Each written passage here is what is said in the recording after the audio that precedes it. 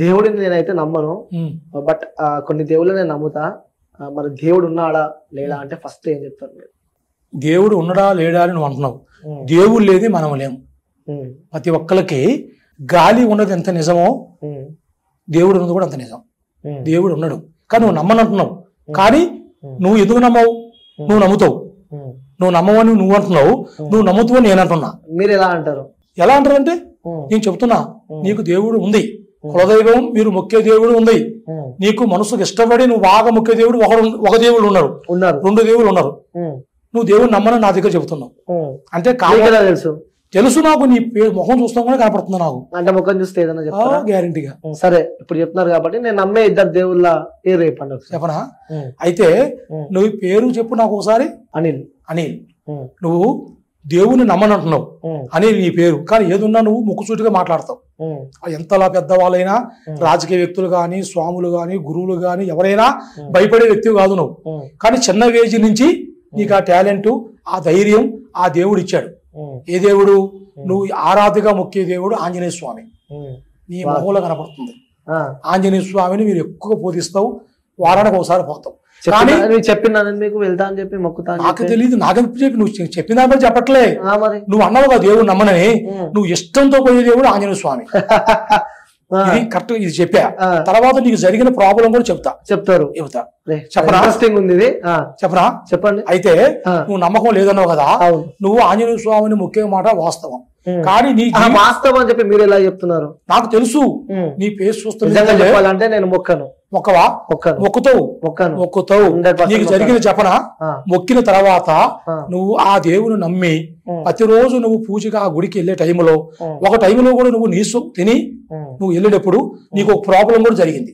నీ సంఘటనలో పెద్ద ప్రాబ్లం. ఒక 3 సంవత్సరాలు 4 సంవత్సరాల ముందు నువ్వు అలా చేసావు. ఎందుకంటే నమ్మిన దేవుడి దగ్గర పోయేప్పుడు ఎంత ఆంజనేయ స్వామి విషయంలో ఎంతో పవర్ఫుల్ గా ఉండాలా.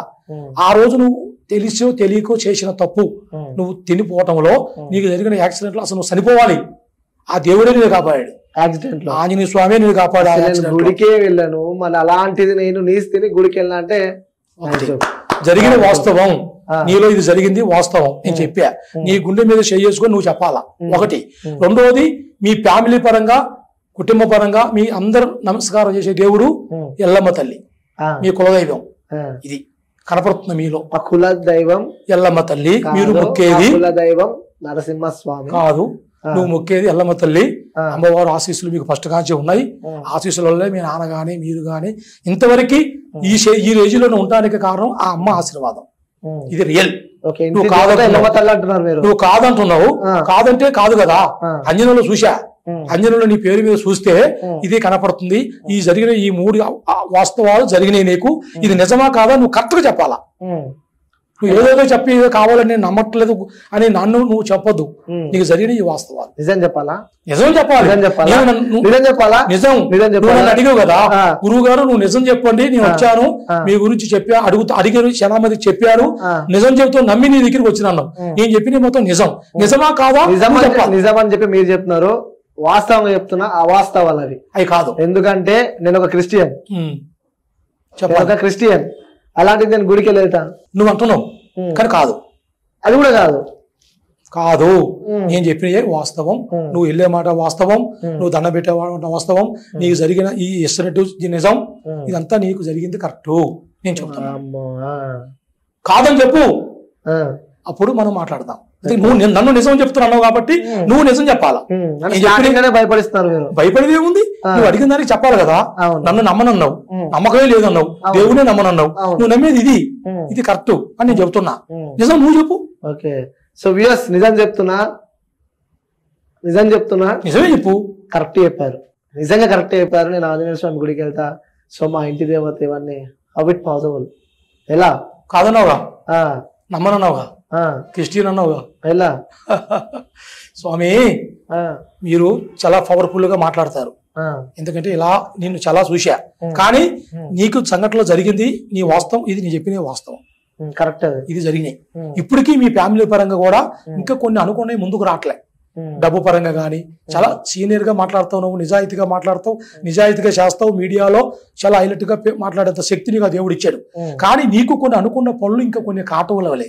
తెచ్చిందా? అది మన మీడియా ముందు కాదు, తర్వాత మనం ఒకసారి కలవని నన్ను, మీకు ఏదైనా ఉంటే ఆ అమ్మవారి ఆశీర్వాదం చేసి మీకు ఇంకా కొన్ని చెప్పే విషయాలు ఉన్నాయి, చెప్తాను. అంటే ఇప్పుడు చెప్పడానికి భయపడుతున్నారా? భయపడేదేమి లేదు.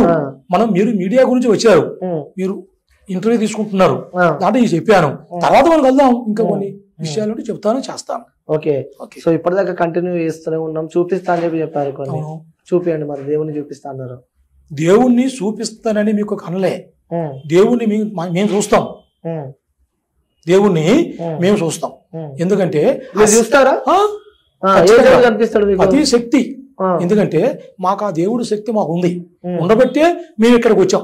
ఇప్పుడు ఇక్కడ కూర్చున్నామంటే మీలాంటి దొరలు, పెద్ద పెద్ద వాళ్ళు, మీడియా వాళ్ళు మమ్మల్ని కలుస్తున్నారంటే, రాజకీయ నాయకులు గాని, పెద్ద పెద్ద బిజినెస్ మెన్లు గాని, రియల్ ఎస్టేట్ చేసే వాళ్ళు, సినీ స్టార్లు, పెద్ద పెద్ద వాళ్ళు మా కాడికి వస్తారు. ఎందుకంటే వస్తారు, పెద్ద పెద్ద వాళ్ళు వస్తారు, సెలబ్రిటీలు. మీరు పెద్దోళ్ళే కాదంటలే, పొలిటికల్ లీడర్స్ అందరూ వస్తారు కంపల్సరీగా, పక్కా అంటారు, పక్కా వస్తారు.